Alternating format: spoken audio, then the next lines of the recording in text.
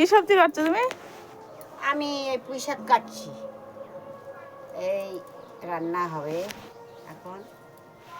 পুঁই শাক চিংড়ি মাছ ভাজা হবে, রান্না করবে বৌমারা।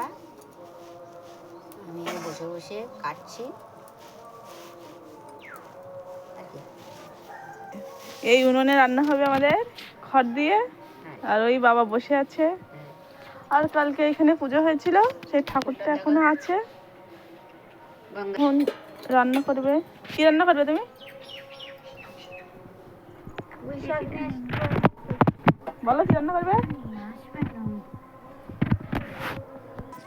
ঠান্ডা লাগছে? ঠান্ডা লাগছে, বয়স হয়ে গেছে, এখন ঠান্ডা লাগছে। তো তুমি খালি পায়ে কেন? কি করবো, জুতো কেন পয়সা নেই। তোমার এই ঢং দেখো, বলছে জুতো কেন পয়সা। দেরি করো, আসুক। বড় মেয়ে 500 টাকা দিয়েছে জুতো কিনতে। আমি তোমার বড় মেয়ের সাথে বলছি, বলছে জুতো কিনবো তো পয়সা নেই। এতে তাতে হয়ে গেছে। কি করবো, কেনে না। একটু দেখতে। দেরি করো, আসুক। আমি সবার সাথে আজকে ফোন করে বলবো যে জুতো কিনবে তো পয়সা নেই নাকি। জুতো কেনা, জামা কেনা, ওষুধ কেনা, 4-500 টাকা